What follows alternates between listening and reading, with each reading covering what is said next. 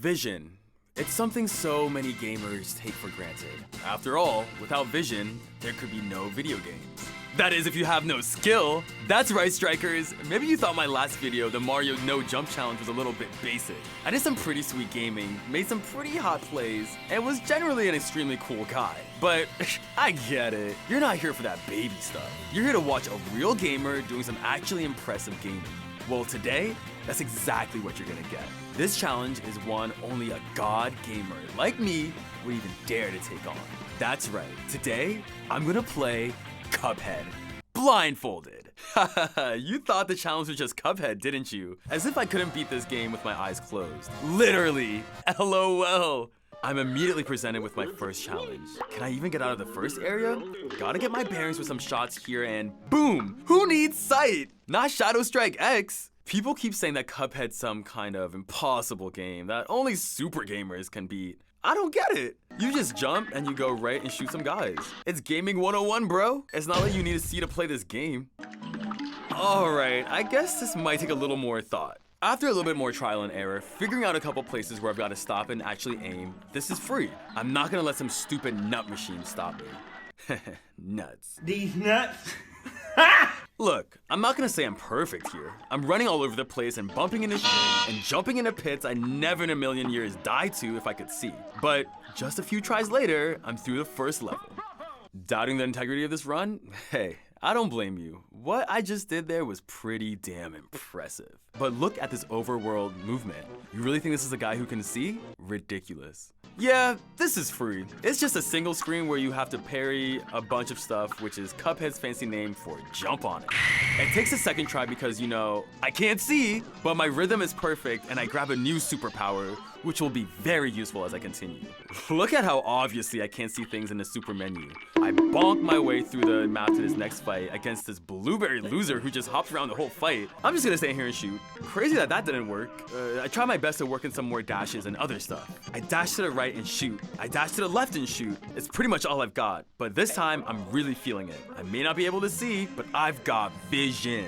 I start blasting this blue dingus with supers, and all of a sudden I'm starting to get comfortable again. But things get stressful soon. I'm down to 1 HP, but I use my god gamer senses to perfectly dash around his attempts to flatter me, and I finish the fight. Definitely a couple of scary movements here, considering, you know, I couldn't see him. But I'm just too slippery for these guys, huh? The next boss is against a bunch of gross, disgusting vegetables. Yuck. Send these guys back. I want chicken tendies instead. My first blind run is going crazy until this stupid carrot brain blasts me. But check this out. This green pea shooter weapon goes crazy in a blindfolded run. Who needs to see when your shots home in? I managed to dodge the carrot's brainwave this time, and finally this regular food is worm food. Which is kind of weird to think about in the Cuphead world, isn't it? Like, what even is he? What does he eat? Do the Cuphead bosses eat regular food? Or would that be weird? Honestly, I feel like if I think any harder about this, my brain's gonna overload. The pea shooter continues to carry me against these frog and toad. I just stand there and the game does the work. Just look at my incredible skill. But the final phase gets tough when they morph into a slot machine that sends all sorts of crazy random shit at me. Really cool boss for a blindfold challenge. Very fair. The deck may be stacked against me. The odds may not be in my favor. But did you forget who I am? I am ShadowStrikeX. This time, I save a full super for the final phase. After grinding the heck out of this phase, I finally figured out the jumping rhythm. Boom, boom, boom. And since I don't have to aim, I can just focus on the jumps. This boss sends out different platforms that attack you in different directions depending on what color they are. Something you'd have to see to beat if you weren't a god gamer like me. The next platforming level, it's just trial and error. As the game says, just run and gun. For these vertical sections, I just stand there and let the homing attacks do the work for me until they're clear. You see the trial and error right here?